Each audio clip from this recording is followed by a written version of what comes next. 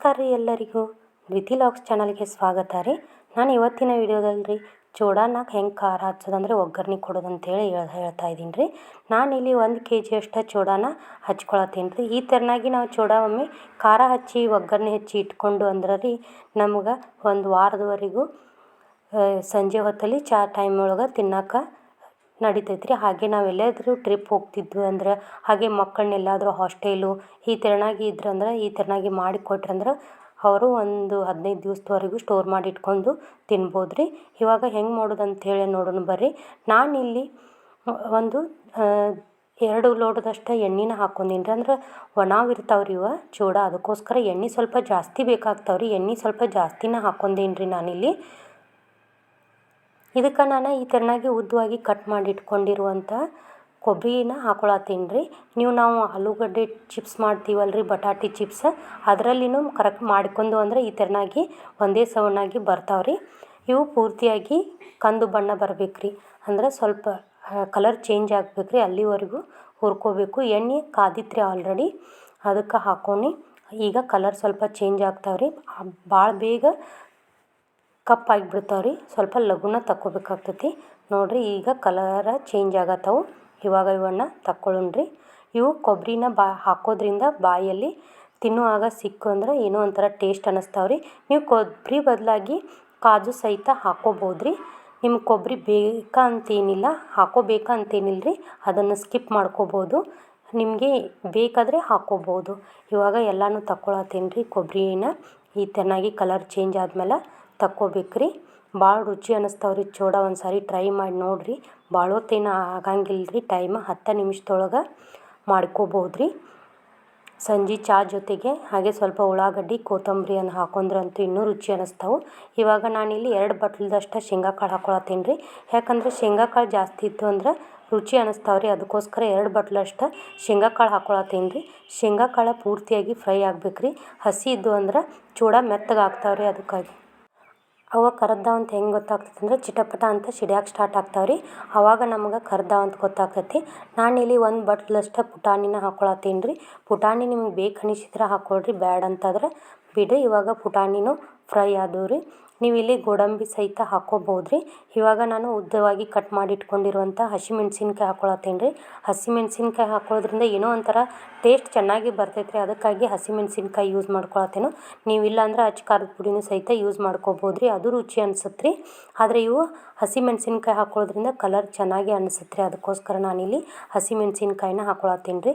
ಹಸಿಮೆಣ್ಸಿನ್ಕಾಯಿ ಸ್ವಲ್ಪ white colour ಬರುತ್ತೆ ರೀ, ಅಲ್ಲಿವರೆಗೂ ಪೂರ್ತಿಯಾಗಿ ಫ್ರೈ ಮಾಡ್ಕೋಬೇಕು ರೀ. ಹಸಿಮೆಣ್ಸಿನ್ಕಾಯಿ ಪೂರ್ತಿಯಾಗಿ ಫ್ರೈ ಆಗಬೇಕು, ಇಲ್ಲ ಅಂದರೆ ಹಸಿ ಇದ್ದು ಅಂದರೆ ಚೂಡ ಮೆತ್ತಗೆ ಆಗ್ತಾವೆ ರೀ. ಅದಕ್ಕೋಸ್ಕರ ವೈಟ್ ಕಲರ್ ಬರಬೇಕು ರೀ, ಅಲ್ಲಿವರೆಗೂ ಚೆನ್ನಾಗಿ ಫ್ರೈ ಮಾಡಿಕೊಡ್ರಿ. ನಾನಿಲ್ಲಿ ಹಸಿ ಕರಿಬೇವನ್ನು ಹಾಕೋತಾ ಇದ್ದೀನಿ ರೀ. ಹಸಿ ಕರಿಬೇವು ನೋಡೋಕ್ಕೆ ಕಲರ್ ಚೆನ್ನಾಗಿ ಬರುತ್ತೆ ಅಂತ ಹಾಕ್ಕೊಳ್ಳೋದ್ರಿ, ಇಲ್ಲ ಅಂದರೆ ಒಣಗಿಸಿ ಹಾಕೊಂಡ್ರೇ ಒಳ್ಳೇದು ರೀ. ಹಸಿ ಕರಿಬೇವು ಸ್ವಲ್ಪ ಟೇಸ್ಟು ಚೆನ್ನಾಗಿ ಕೊಡುತ್ತೆ ರೀ, ಅದಕ್ಕೋಸ್ಕರ ಇಲ್ಲಿ ನಾನು ಹಸಿ ಕರಿಬೇವನ್ನು ಯೂಸ್ ಮಾಡತ್ತೇನು. ನೀವು ಬೇಕಿದ್ರೆ ಒಣ ಕರಿಬೇವನ್ನು ಯೂಸ್ ಮಾಡ್ಬೋದು, ಹಸಿ ಕರಿಬೇವನ್ನು ಸಹಿತ ಯೂಸ್ ಮಾಡ್ಬೋದು. ಕರಿಬೇವು ಸಹಿತ ಪೂರ್ತಿಯಾಗಿ ಅದು ಡ್ರೈ ಆಗಬೇಕು ರೀ, ಅಲ್ಲಿವರೆಗೂ ಎಣ್ಣೆ ಒಳಗೇನ ಫ್ರೈ ಮಾಡ್ಕೋಬೇಕು ರೀ. ನಾವು ಎಷ್ಟು ಎಣ್ಣೆ ಒಳಗೆ ಫ್ರೈ ಮಾಡ್ಕೋತೀವಲ್ಲ ರೀ ಅಷ್ಟು ಚೆನ್ನಾಗಿ ಬರುತ್ತೆ ರೀ. ನೋಡಿರಿ ಎಲ್ಲವೂ ಅರ್ಧದಷ್ಟು ಕರಿಗಿದು ನೋಡಿರಿ, ಅಂದ್ರೆ ಫ್ರೈ ಆದವು ರೀ, ಅಲ್ಲಿವರೆಗೂ ಫ್ರೈ ಮಾಡಿಕೊಂಡೆ. ಇವಾಗ ನಾನಿಲ್ಲಿ ಅರಿಶಿಣ ಪುಡಿನ ಹಾಕ್ಕೊಳತ್ತೀನಿ ರೀ. 2 ಸ್ಪೂನ್ನಷ್ಟು ಅರಿಶಿಣ ಪುಡಿ ಹಾಕ್ಕೊಳತ್ತೀನಿ. ಅರಿಶಿಣ ಪುಡಿ ಹಾಕ್ಕೊಳ್ಳೋದ್ರಿಂದ ರೀ ಕಲರ್ ಚೆನ್ನಾಗಿ ಬರುತ್ತೆ ರೀ. ನೀವು ಬೇಕಿದ್ದರೂ ಇಲ್ಲಿ ಕಲರ್ ಸಹಿತ ಯೂಸ್ ಮಾಡ್ಕೋಬೋದು ರೀ, ಅಂದರೆ ಆರೆಂಜ್ ಕಲರು ಇಲ್ಲ ಯೆಲ್ಲೋ ಕಲರ್ ಸಹಿತ ಯೂಸ್ ಮಾಡ್ಕೋಬೋದು. ಹಾಗೆ ನಿಮಗೆ ಚೂಡಾ ಮಸಾಲೆ ಅಂತ ಕೇಳಿದರೆ ಕಿರಾಣಿ ಸ್ಟೋರಲ್ಲಿ ಸಿಗುತ್ತೆ, ಅದನ್ನು ಸಹಿತ ಯೂಸ್ ಮಾಡ್ಕೋಬೋದು. ಅದರಿಂದ ಇನ್ನೂ ಚೆನ್ನಾಗಿ ಫ್ಲೇವರ್ ಬರುತ್ತೆ. ಆದರೆ ಅದು ಯಾವತ್ತು ಮಾಡಿಟ್ಟಿರ್ತಾರೆ ಗೊತ್ತಿರೋದಿಲ್ಲ, ಅದು ಸ್ವಲ್ಪ ಚೂಡಾ ಟೇಸ್ಟ್ ಚೇಂಜ್ ಆಗುತ್ತೆ, ಅದಕ್ಕೋಸ್ಕರ ನಾನು ಅದನ್ನು ಯೂಸ್ ಮಾಡಿಲ್ಲ. ಇವಾಗ ನಾನಿಲ್ಲಿ ರುಚಿಗೆ ತಕ್ಕಷ್ಟು ಉಪ್ಪನ್ನು ಹಾಕ್ಕೊಳತ್ತೀನಿ ರೀ. ಉಪ್ಪು ಹಾಕ್ಕೊಂಡು ಎಲ್ಲನೂ ನಮಗೆ ಮಿಕ್ಸ್ ಮಾಡ್ಕೋಬೇಕು ರೀ. ಇವಾಗ ಮತ್ತೆ ನಾವು ಮೊದಲೇ ಕರೆದು ಇಟ್ಕೊಂಡಿದ್ವಲ್ಲ ರೀ ಕೊಬ್ಬರಿನ, ಅದನ್ನು ಹಾಕ್ಕೊಂಡು ಮತ್ತೊಂದು 2-3 ಸೆಕೆಂಡದಷ್ಟು ಫ್ರೈ ಮಾಡ್ಕೊಂಡ್ರೆ ಆಯ್ತು ರೀ. ಎಲ್ಲನೂ ಒಮ್ಮೆ ನಮಗೆ ಮಿಕ್ಸ್ ಮಾಡ್ಕೊರಿ. ನಮಗೆ ಮಿಕ್ಸ್ ಮಾಡ್ಕೊಂಡು ನಾನಿಲ್ಲಿ 1 kg ಅಷ್ಟು ಚೂಡಾನ ಒಂದು ದೊಡ್ಡ ಬುಟ್ಟಿ ಒಳಗೆ ಹಾಕಿ ಇಟ್ಕೊಂಡೀನಿ ರೀ. ಯಾಕಂದ್ರೆ ಕಲ್ಸಕ್ಕೆ ಈಸಿ ಆಗ್ತೈತಿ, ಇಲ್ಲಾಂದ್ರೆ ಎಲ್ಲ ಹೊರಗಡೆ ಬೀಳೋಕೆ ಸ್ಟಾರ್ಟ್ ಆಗ್ತಾವೆ, ಕಲ್ಸೋಕೆ ನಮಗೆ ಬರೋಂಗಿಲ್ಲ. ನಾವು ಎಲ್ಲನೂ ಎಷ್ಟು ಕರೆಕ್ಟಾಗಿ ನಮಗೆ ಕಲಿಸ್ಕೊತೇವಲ್ಲ ರೀ ಒಂದೇ ಹದಕ್ಕೆ, ಉಪ್ಪು ಖಾರ ಎಲ್ಲವೂ ಒಂದೇ ಕಡೆ ಅಂದರೆ ಒಂದೇ ಸಮನಾಗಿತ್ತಂದ್ರೆ ಚೂಡ ರುಚಿ ಅನ್ನಿಸ್ತಾವೆ. ಅದಕ್ಕಾಗಿ ಸ್ವಲ್ಪ ದೊಡ್ಡ ಬುಟ್ಟಿ ಒಳಗನ ತೊಗೊಂಡು ಕಲಿಸ್ಕೊರಿ. ಇವಾಗ ನಾನು ಸ್ಪೂನ್ನಿಂದ ಕಲಿಸ್ಕೊಳತ್ತೇನೆ ರೀ.